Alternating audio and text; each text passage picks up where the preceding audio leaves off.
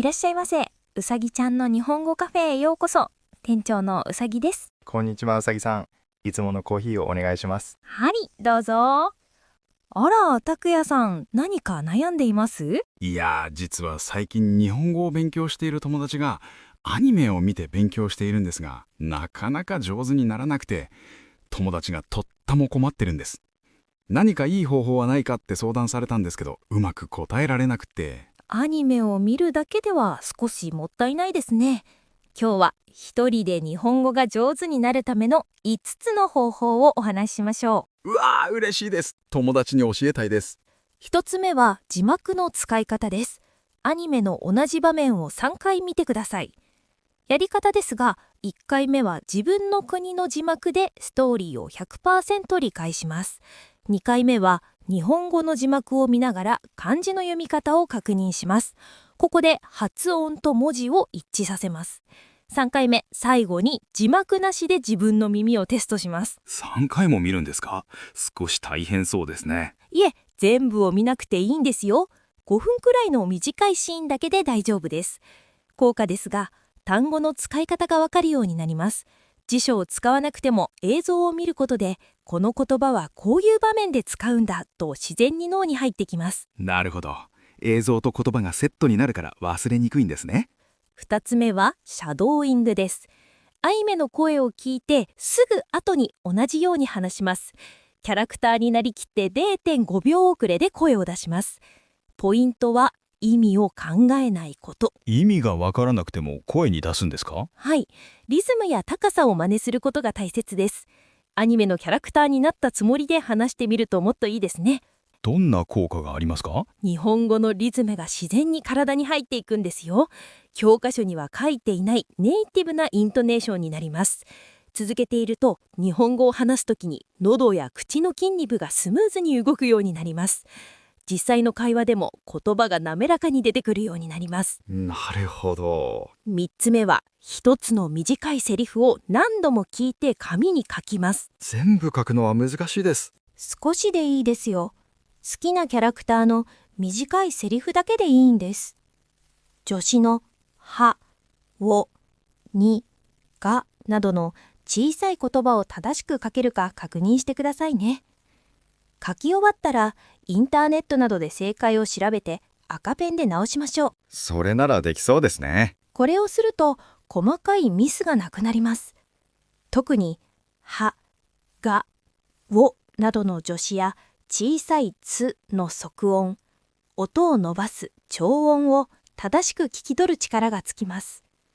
書くことで漢字も覚えることができます。聞くだけじゃなくて書くことでしっかり覚えられるんですね。独学でなりやすい、なんとなく通じる日本語から正確で美しい日本語へとステップアップできます。自信がつきますね。4つ目は自分の声をスマホで録音することです。自分の声を聞くのは少し恥ずかしいですね。そうですね。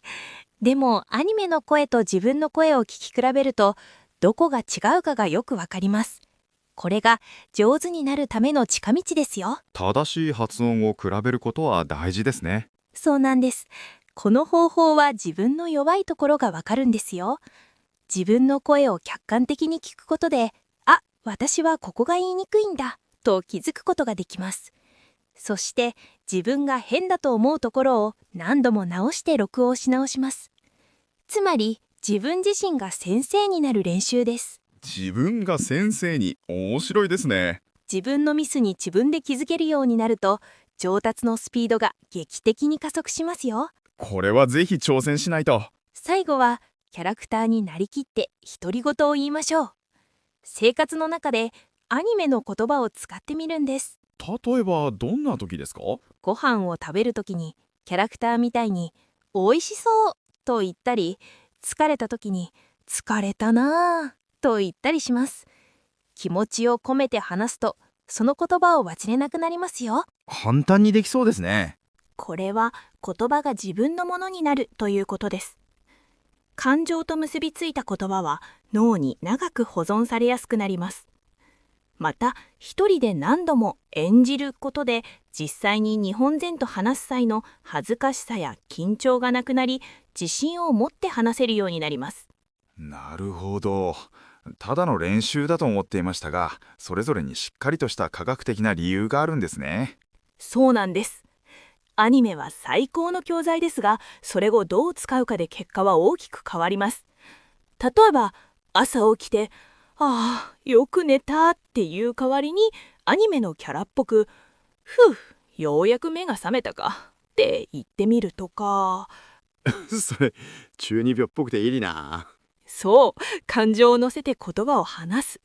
記憶への定着率が10倍以上になるっていう研究もあるんですよ。日常生活をアニメの舞台だと思って学んだフレーズをどんどん使ってみてくださいね。いやー、うさぎさん、ただ見てるだけじゃもったいないってことがよくわかりました。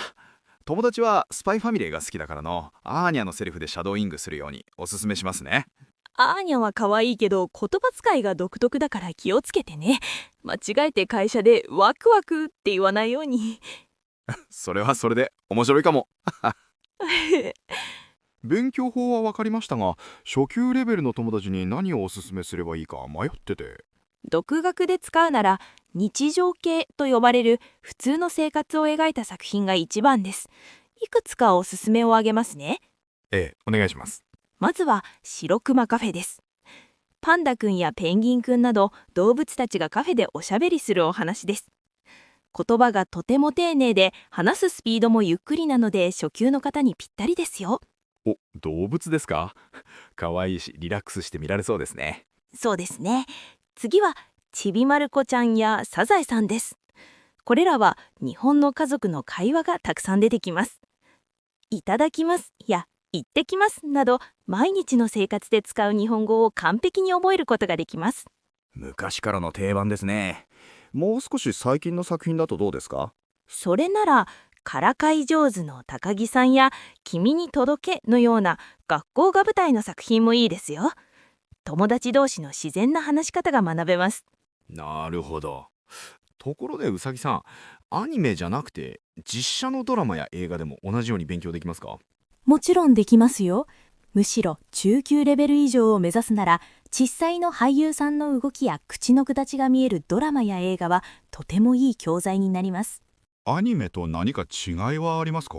ドラマや映画はアニメよりももっとリアルな崩れた言い方や表情の変化を学べるのがメリットです。ただし選ぶ作品には注意が必要です。おすすめは深夜食堂のような会話が中心の落ち着いたドラマ。注意が必要なのは刑事ドラマや医療ドラマ。専門用語や難しい言葉が多くて日常では使わない言葉ばかりになってしまいます。確かに犯人はお前だなんて日常では言わないですもんね。最後に作品を選ぶ時の3つのルールを覚えておいてください。1つ目は自分が好きな内容であること。楽しくないと続けられませんからね。